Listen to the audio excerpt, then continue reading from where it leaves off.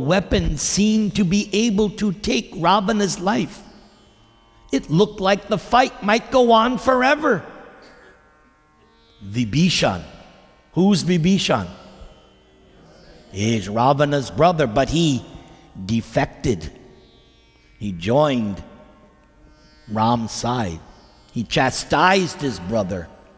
He told him, "You're a nonsense fool, and you're going to lose everything." So Vibhishan quickly approached Ram. He told Ram that Ravana had gotten a boon from Lord Brahma. Brahma always appears in these things. He received a boon from Brahma that his heads and arms could never be destroyed. But in Ravana's heart was a store of celestial nectar which renewed the life in his body. Who would like to have that, huh? Better than any doctor or healthcare program. Boy, if somebody could get that. A store of celestial nectar which renewed the life in his body. So the only way to kill Ravana was to strike at his heart with a divine weapon that could dry up the nectar. I think Vibhishan deserves an applause. As Ram considered his next move, all the while raining arrows down upon Ravana, Matali turned to Ram and spoke, "O Ram, the time for this demon's death has now come. Recall now the prayer Agastya told you. Agastya also gave you an arrow when you..." I'm getting verklempt. I need some. Let's go back. "O Ram, the time for this one's death has come. Recall now the prayer Agastya told you. Agastya also gave you an arrow when you were in the forest. Imbue that arrow with the force of the Brahma-astra and kill this demon, piercing his heart." Accepting Matali's advice, Ram remembered the celestial arrow which Agastya had given him long ago in the forest. At once it appeared in his hand, and he fitted it to his bow. Its shaft was made of ether, and its weight consisted of the Mandara and Meru mountains. The wind god presided over this shaft, the fire god presided over its plumes, and the sun god was installed at its point. It looked like the rod of universal destruction wielded by the time spirit himself. Ram once again chanted the Aditya Hridaya prayer and then invoked the infallible Brahma-astra. As Ram drew back the arrow, he shone so brilliantly no one could look at him. He released the weapon, and it flew at Ravana, lighting up the earth and sky, roaring like a tumultuous ocean. It struck the demon on his chest, even as Ravana stood firing his own weapons at Ram. Piercing right through his heart, the arrow emerged from Ravana's body, soaked in blood, and entered the earth. Ravana whirled around and let out a cry which seemed to shake the entire creation. Ravana's bow dropped from his hands, and he fell from his chariot like a mountain struck down by Indra's thunderbolt. Victory to Ram! Victory to Ram! Victory to Ram! Jai Ram, Sri Ram, Jai Jai Ram. Jai Ram, Sri Ram, Jai Jai Ram.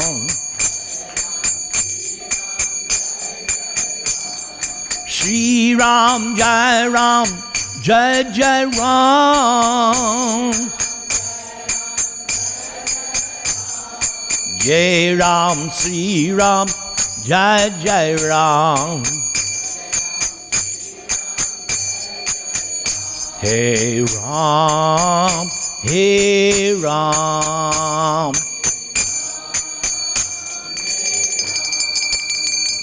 So, did you enjoy? Thank you. So, in this whole narration of the Ramayana, there are so many morals and lessons and so many things we learn by studying the Ramayana. So I have a few minutes. So one thing that Prabhupada emphasizes, that Sita, she is the goddess of fortune, and Ram, being so powerful, he's omnipotent. Ram could have said like this, oh, Ravana stole one Sita, I can make 1,000,000 more, no problem. But Ram was the incarnation or appearance of Ram was to teach people how to be the ideal human. He wasn't human, he's God. Otherwise, why are we chanting his name? But he appeared in the disguise of a prince, but by his character and activities, he showed how to be the ideal. And after this, there is the great Diwali festival.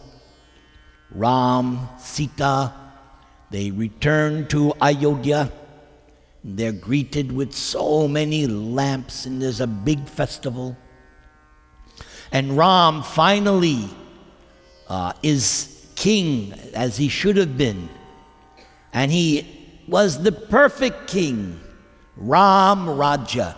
If only we had a perfect king like Ram right now. Oh my God. If only we had. But unfortunately, nowadays we get Rakshasas. So, chant Hare Krishna. Everybody chant. Hare Krishna, Hare Krishna, Krishna Krishna, Hare Hare Rama, Hare Rama, Rama Rama, Hare Hare. So Prabhupada explains that Ram was teaching us that, and also Ram took a vow, Eka Patni Vrat, that he decided, no, only one wife. As a king in Vedic culture, he would be allowed to have many queens, as his father did. And being the supreme personality of Godhead, like Krishna, right? Krishna only had 16,108 wives, that's all. So Ram could have had, but he decided, no, I'm going to teach one wife, and that wife must be protected at all costs. That's why Ram went through all this difficulty to teach us. You accept a wife, you have to give full protection, no reservations. Whatever it takes to protect the wife, it must be done.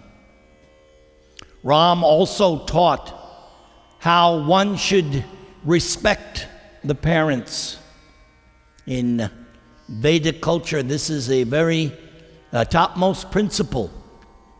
Even in Bhagavad Gita, Prabhupada's Gita, in the 17th chapter, it says, one should offer respects to superiors, and Prabhupada puts there, like the father and mother, just to emphasize the point. So, when Ram was banished to the forest, his brother Bharat, at one point, as the exile began, Ram was already there. Bharat and so many people of Ayodhya went and searched out Ram. And Bharat said, my brother, I will take your post. Everybody wants you to be the king, and you should be. So I'll take your place. But Ram said, no. It is my duty to my father to keep his word intact. So that's another thing Ram taught us. And Prabhupada points out that in the fight, because we only read the final scene, but there are chapters upon chapters about the previous fighting. So Ravana and the Rakshasas, they had so many sophisticated missiles and weapons.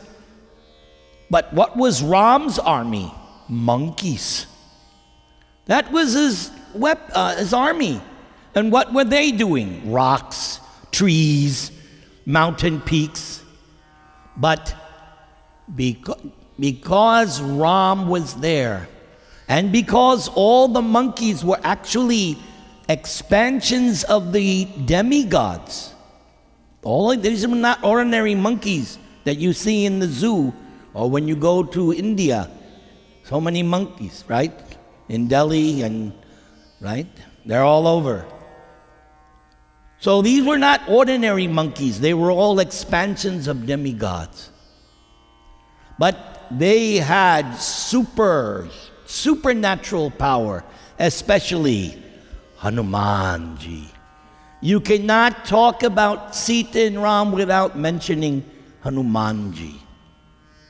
So, and let me just say one thing about Hanuman. That after everything was concluded, Vibhishan, remember Vibhishan? He was installed as the king of Lanka, as he should have been. That was proper.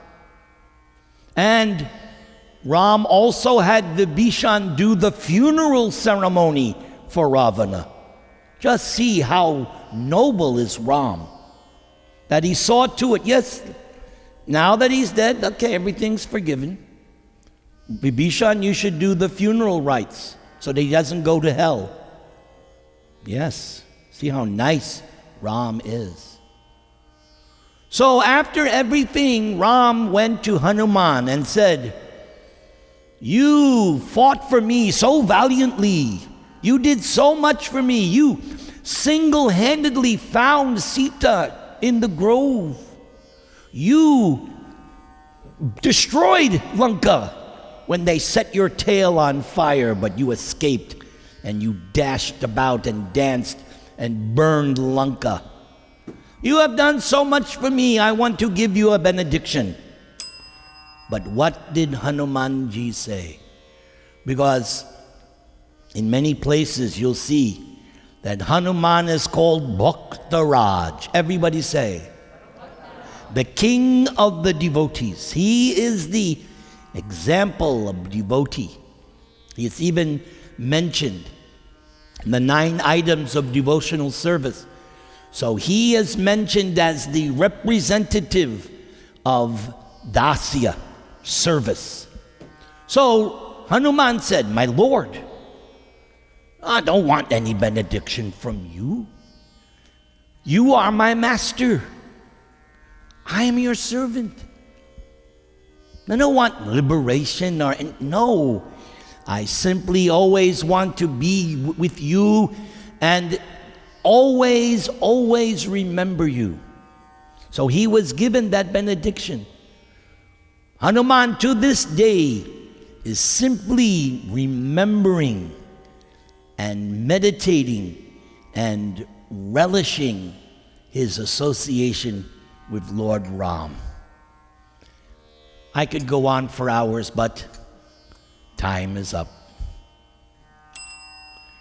So, if you are so kind, if anybody would like to give a donation so that I can continue coming, any donation, $1 million, $10 million, whatever you can give, will be greatly appreciated. And if you give a donation or you don't give a donation, I have all these CDs of different lectures I've been given over the years. Each one is different. So feel free to take these CD lectures, whether you give or don't give. But you should give. Whatever you can. It helps with the costs. After all, I have all this equipment that doesn't grow on trees. So let's chant for 1 minute. Hare Krishna, Krishna Krishna, Hare Hare, Hare Rama, Rama Rama, Hare Hare.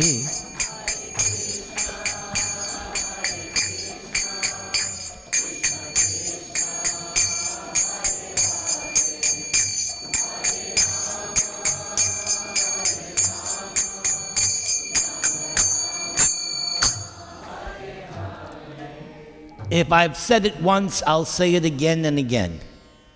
I love coming to this temple because you are so nice. Would you like a benediction? I bless you, that may Krishna bless you, protect you, maintain you, and may all the Ravanas in your life be destroyed. All glories, victory to Ram.